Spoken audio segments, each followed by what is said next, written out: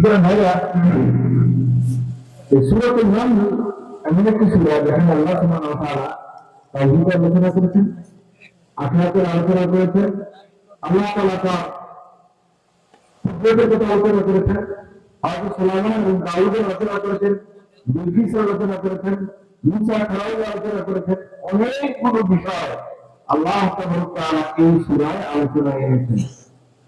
উদ্দেশ্য হলো মানুষ যেন উদাহরণ থেকে নিজেরা শিক্ষা গ্রহণ করতে পারে। আল্লাহ সুবহানাহু ওয়া তাআলা ইরশাদ করেছেন, বিসমিল্লাহির রাহমানির রাহিম,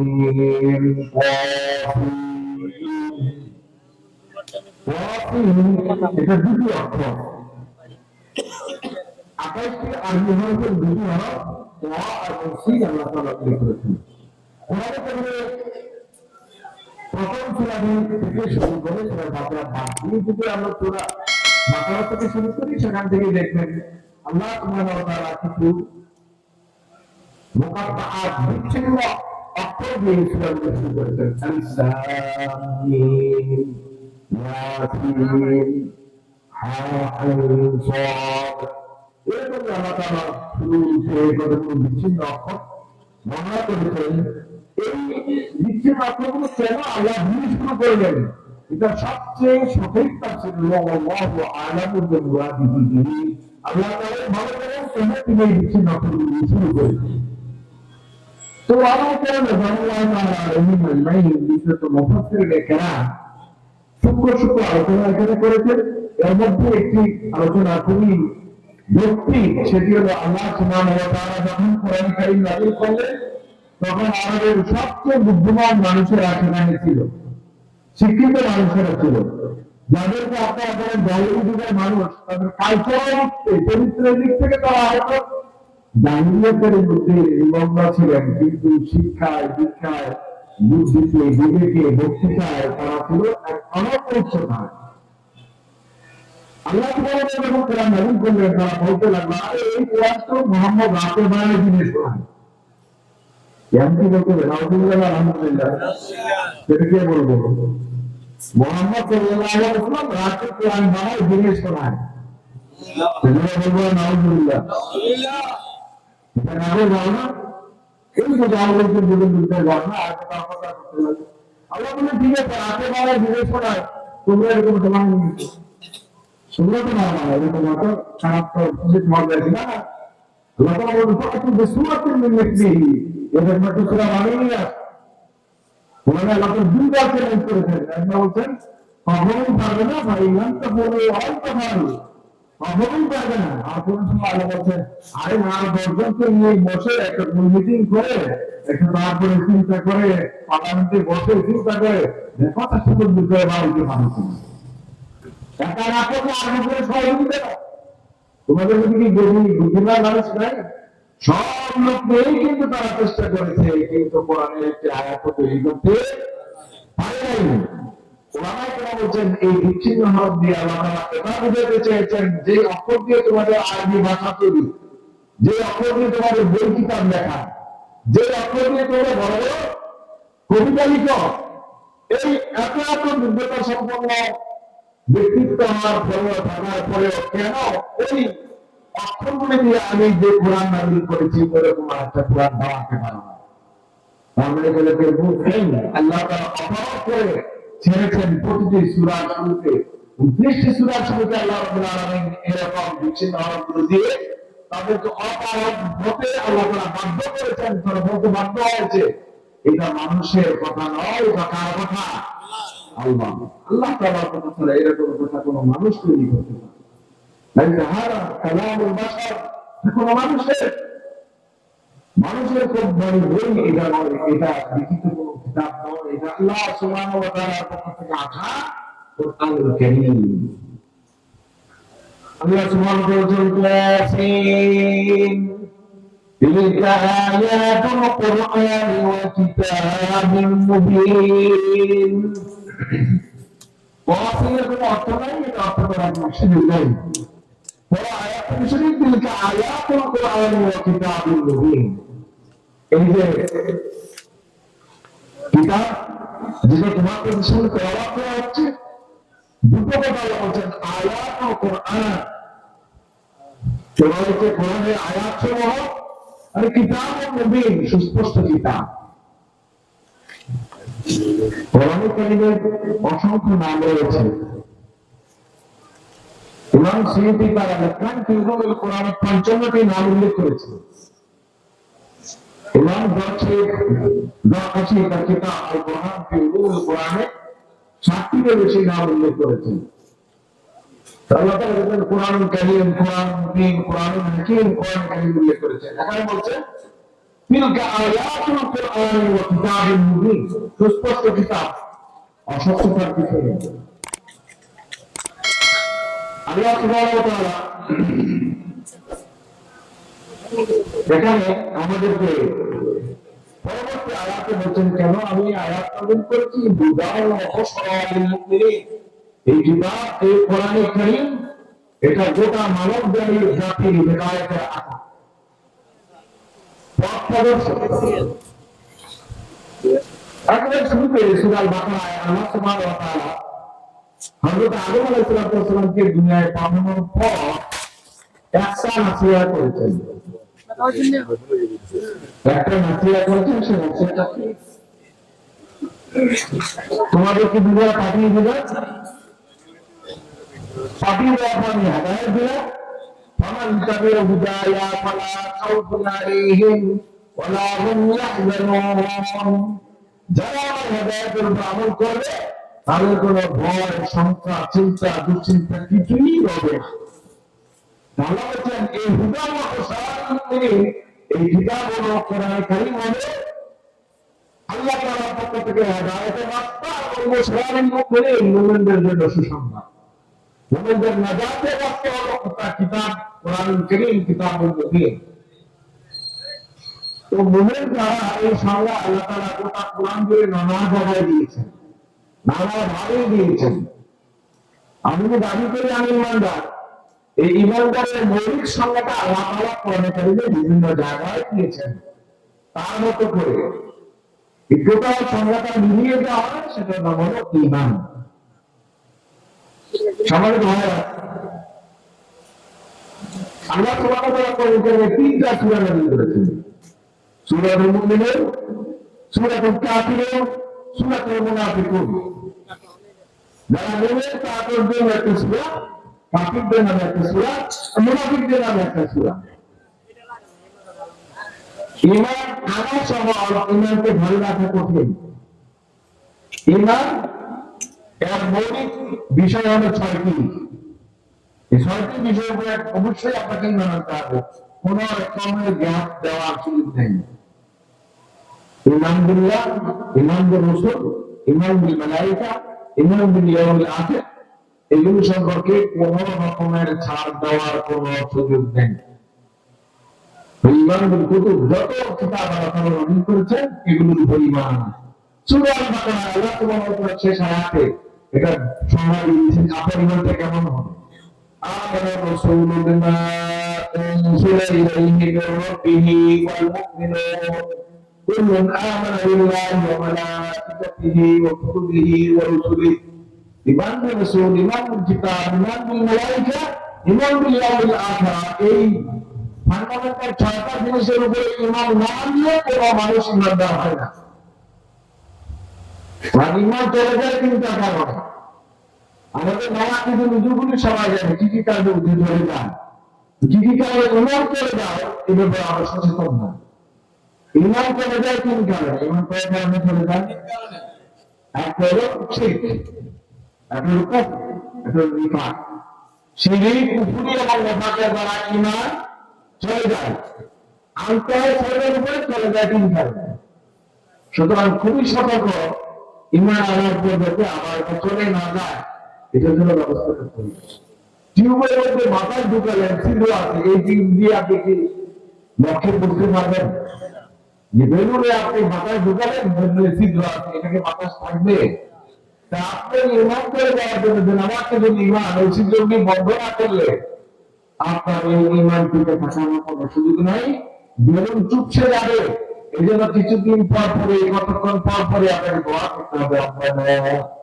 لا تزغ قلوبنا بعد إذ هديتنا وهب لنا من لدنك رحمة এই যে অ্যান্টিবায়োটিক টেস্টার ওটা শিখিয়ে দিয়েছে যখন ওনার দিক দিতে থাকবেন তখন ওনারকে তাজা করে দোয়া করতে থাকবেন আমরা ওরা কিন্তু শুরু করে আমাদের আমার গ্রন্থকে বন্ধ করে দিবেন বারবার ওনাদেরকে দয়া করে দেখাই দিয়েছে আপনারা খুশকিসমত হলে আল্লাহ তাআলা দয়া করে আমাদেরকে ঈমানের পথে এনেছেন ঠিক না বলো যে কোটি কোটি মানুষ পৃথিবীতে এই কোটি কোটি মানুষ সব মানুষ তো আল্লাহ জানেন না চেষ্টা করে মানুষ হেদায়েতের আসতে পারে না যদি আল্লাহ তাআলা আমল ভুল না করে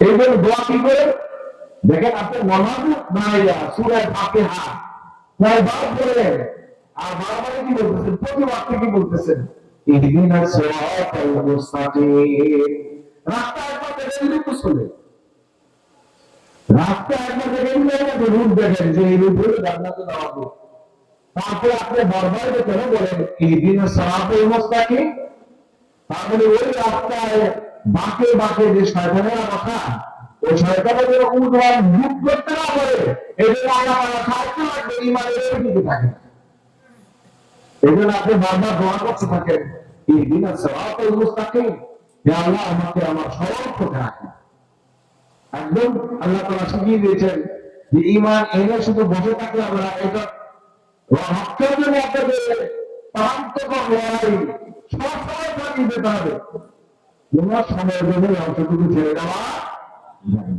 উদাহরণত সরালিল মুমিনিন এগুলা হচ্ছে গোটা মানব জাতির জন্য হেদায়েত রাখো আর ইমানদারদের জন্য এগুলো সুসংবাদের জায়গা হলো বুশরা হলো ঈমান বুশরা হলো কোরআন বিনি সমাজ হয় ঈমানের যে সংজ্ঞা আল্লাহ তাআলা কোরআনে দিয়েছেন এই ঈমানদার মুমিন হওয়ার জন্য কি করে আমাদের পড়া আছে আল্লাহ তাআলা ইরশাদ করেছেন الذين يقيمون الصلاة ويؤتون الزكاة যারা নামাজ কায়েম করবে এবং যাকাত দান করবে যাকাত দেবে এবং বিল আখিরাতি হুম ইউকিনুন আর আখিরাতের উপর তাদের পূর্ণ আস্থা বিশ্বাস খুব গুরুত্বপূর্ণ আয়াত কোরআনের সবগুলি একটা আয়াত এমন নয় যে অকারণে আল্লাহ নাযিল করেছেন কিন্তু কোনো কোনো আয়াতের দায়িত্ব অনেক বেশি আল্লাহ তাআলা ঈমানদারের সঙ্গে বর্ণনা করেছেন আল্লাযীনা ইউকিমুনা সালাতা ওয়া ইউতুনা যাকাত আমি ঈমানদার এটা বললেই তো ঈমানদার হবে না আমাদের কাছে অনেক সময় করে ওই যে হাদিস হই মান কালা লা ইলাহা ইল্লাল্লাহ দাখালাল জান্নাহ লা ইলাহা ইল্লাল্লাহ বলে জান্নাতে চলে যাওয়া যাবে এইরকম সোজা হাদিস শোনার পরে কি যে আনন্দ রাজনীতির যে বিনিময় করি না আমাদের জান্নাতে ঠেকায় কি মান কালা লা ইলাহা ইল্লাল্লাহ দাখালাল জান্নাহ লা ইলাহা ইল্লাল্লাহ বলে জান্নাতে চলে যাওয়া যাবে হাদিসের এত সোজা অর্থ না হাসান বসরি রাহিমাহুল্লাহ মিন কিবার মুহাদ্দিসিন ওনাকে জিজ্ঞেস করা হয়েছিল হুজুর আল্লাহ রাসূলের হাদিসের অর্থ কি মান কালা লা ইলাহা ইল্লাল্লাহ দাখালাল জান্নাহ এর অর্থ আপনারা দেখছেন না যারা মুরব্বি তারা ওই আমরা তো দেখি না শুনেছি সবার সবার লোকেরা হিন্দু হোক আর মুসলমান হোক সবাই কিন্তু পড়ে না ভালো করে পড়ছে কারণ যে পাঞ্জাবিরা কি দেখে আর্মিরা পাঞ্জাবিরা দেখে নাকি জিজ্ঞাসা করতো তোমার নাম কি হয় মানে তোমার নাম কি তবে নাম হয়তো বলে দিতে আমি না বলে হরিশচন্দ্র কিন্তু বলে দিতে আব্দুল্লাহ কারণ মায়ের থেকে মাথার জন্য এমন নিজেদের কলেমা রাখা কলেমা বলো এটা মহামুসিবত না দেখা হয়ে কলেমা রাখা বুঝে না আমাদের এখন মুখস্থ করে গেছে কলেমা লা ইলাহা ইল্লাল্লাহ মুহাম্মাদুর রাসূলুল্লাহ এটা মুখস্থ করে নিতে বারবার জিজ্ঞাসা করছে এনাও জিজ্ঞাসা তোমার নাম কি হয় তো নাম তো বলছি এরপর বলে তুমি কালেমা বানাও কলেমা বলো সে বলছে লা ইলাহা ইল্লাল্লাহ তো সুবহানাল্লাহি ওয়া কুনতুম মিনাল জালিমিন কারণ মুমিনরা কথা এটা তো মুসিবত का दुआ এটা তো কোনো কলেমা না এটা তো মুসিবতের দোয়া এটা তো খুব চালাক ছিল একটা ভাই তো মুসিবত নে গরা এটা তো মুসিবতই আছে এটা তো কলেমা নাই যে অবস্থা আছে ভাই নাম তো সোয়াকে নিকুতুম মিনাল যালিমিন করে ভাষা বলে শুধু না বললে আমার বলার নাম ইমান না। তাহলে কি ইমানটা কি? হাসান বসরি রাহমাতুল্লাহ আলাইহি চমৎকার ব্যাখ্যা দিয়েছেন। তিনি বলছেন লিকুল্লি মিফতাহিন আসনানুন, সাবি ধরে দেখেন সাবির মধ্যে প্রত্যেকটা সাবির দাঁত আছে কাটা কাটা। লিকুল্লি মিফতাহিন আসনানুন ওয়া আসনানু কালিমাতু লা ইলাহা ইল্লাল্লাহ আল আমালু সালিহা, নেক আমল হলো এই কালিমা লা ইলাহা ইল্লাল্লাহর দাঁত সাবি। আপনি সোজা এই রড দিয়ে কি কালা দিতে পারবেন? এটা মধ্যে নির্দিষ্ট দাঁত থাকতে হবে, নাহলে এটা আমার বলা যাবে না। কালিমা লা ইলাহা ইল্লাল্লাহ বসে দিতে পারবেন, কিন্তু এটা কোন সাবি? এটা তো তার দাঁতে না, এটা দিয়ে তো বেহেশতের দরজা খোলা যাবে না। বেহেশতের দরজা খোলা যাবে এই কাজগুলি লাগে। কি সেটা?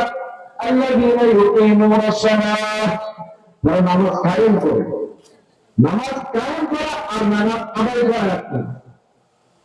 নামাজ কায়েম করা মানে হলো নামাজ আলাইহা, যেইভাবে জিবরিল আলাইহিস সালাম আল্লাহ রাসূলকে নামাজ শিখিয়ে দিয়েছেন সেইভাবে নামাজ পড়ার নাম হলো ইকামাতুস সালাত। যতবার জিবরিল আমিন আল্লাহ রাসূলকে নামাজ শিখিয়েছেন, জামাতের সাথে নামাজ শিখিয়েছেন। তাহলে আমাদের জন্য জামাত লাগবে নাকি লাগবে না? জামাতে নামাজ পড়া এটা গুরুত্ব আছে না নেই? আছে। খুব বেশি গুরুত্ব দিতে নবী সাল্লাল্লাহু আলাইহি ওয়াসাল্লাম বাড়িতে একটা নামাজ পড়েছেন, তার চেয়ে 25 গুণ বেশি সওয়াব পাওয়া যাবে যদি জামাতের সহিত নামাজটা আদায় করেন। এর অর্থ আমরা জানি না, কথা বলে না, জানি তো কোনটাকে সমস্যা নেই না, আমল নাই, আমল নাই, জানি পারি না, এটা কিন্তু অনেক সাংঘাতিক। এই জন্য কি আমাদের মধ্যে কেউ জানেন?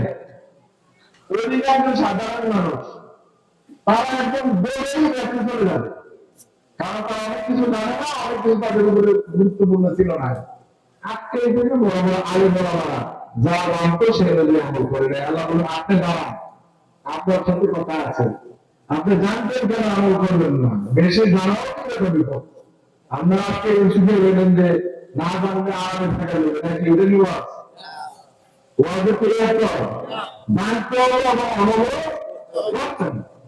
কারণ আমাদের ইকামাতুস সালাত নামাজ জামাতে যেভাবে জিবরিল আলাইহিস সালাম শিখিয়ে দিয়েছেন, এইটা হলো ইকামাতুস সালাত। বাড়িতে নিজে নিজে আদায় করতেন, এটা হলো আদাউস সালাত। ওয়াক্তের মধ্যে ওয়াক্তের পরে আদায় করতেন, এটা কাদাউস সালাত। দেখছেন নানা আদায় করতেন, ইকামাতুস সালাত, আদাউস সালাত, কাদাউস সালাত।